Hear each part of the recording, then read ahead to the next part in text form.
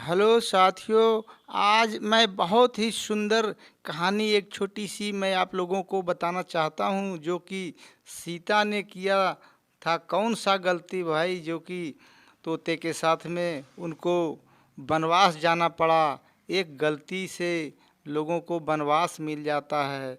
अब बताइए कि आखिर क्या गलती उन्होंने की थी सीता ने और कब किया था। तो इसी के ऊपर मैं आप लोगों को बीच में बहुत ही सुंदर रूप का कहानी छोटा सा है। आप लोग कृपया ध्यान से सुनेंगे और वीडियो को पूरा देखेंगे।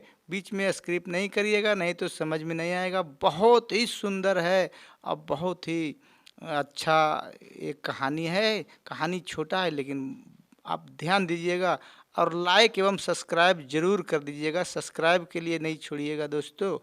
तो मैं अब कहानी शुरू करने जा रहा हूँ कि एक दिन की बात है।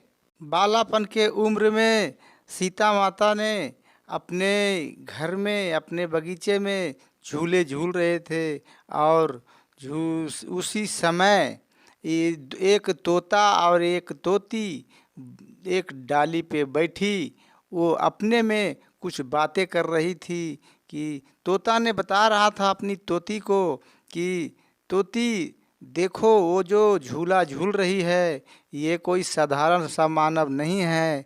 ये मानव एक दिन रानी बनेगी और अयोध्या नरेश का बड़ा बेटा श्री राम के साथ विवाह होगा। श्री राम का विवाह में एक बहुत बड़ा शर्त होगा जो कि वही श्री राम पूरा करेंगे। इसकी शादी में एक धनुष होगा जो कि तोड़ना पड़ेगा और जो धनुष तोड़ेगा उसी के साथ शादी होगा।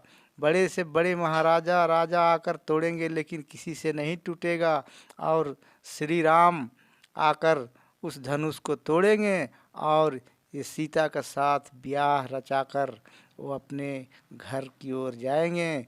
इसी तरह से वे अपना बात तोता ने तोती को बता रहा था, कहानी सुना रहा था कि उतना ही में सीता ने इस बात को सुन ली और पीछे से आकर तोता को पकड़ लिया और ले जाकर अपने घर पिंजड़े में बंद कर दिया।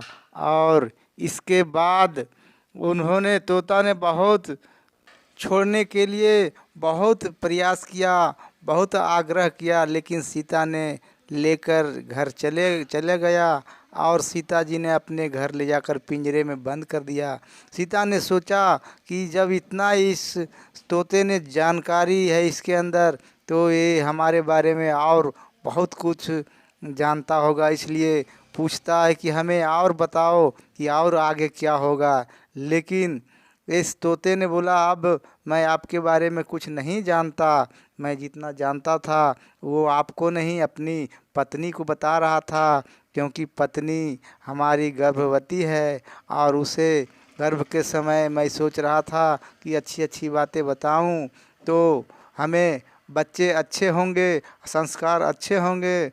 और इसीलिए हर आदमी हो या किसी भी व्यक्ति गर्भ के समय अगर जो चीज़ें सुनता है, जो चीज़ उनको बताया जाए उसी प्रकार का उस प्रभाव बाल बच्चे पर होता है। जो पेट में पलने वाला बच्चा रहता है उसे उसी तरह का प्रभाव पड़ता है। इसलिए मैं सुना रहा था।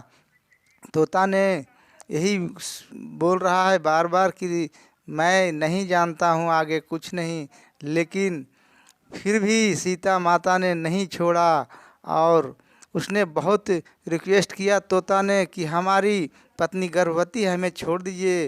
वो अपनी गर्भावस्था में कहाँ से खाना लाएगी तोती और क्या खाएगी। मैं उसे अपने परिश्रम से खिला रहा था और उन्हें अभी आराम करने के लिए कुछ समय उसे आराम करने का वक्त है, इसलिए हमें आप छोड़ दीजिए और नहीं तो हम अपना खाना त्याग देंगे और नहीं खाएंगे, हम खुद मर जाएंगे अगर आप हमें नहीं छोड़िएगा तो। लेकिन सीता माता ने बिल्कुल इनका नहीं सुना और वो पिंजड़े में बंद ही रखा। तो इसी उपरांत तोते ने खाना पीना बंद कर दिया और अपने प्राण को त्याग करने के लिए उनका अंतिम समय आ ही चुका था। इतना ही में सीता माता को उसने बिलखते हुए बोला कि जिस प्रकार अकेली तोती बिलखती होगी उस प्रकार आप भी बिलखेंगे। श्राप लग गया सीता को।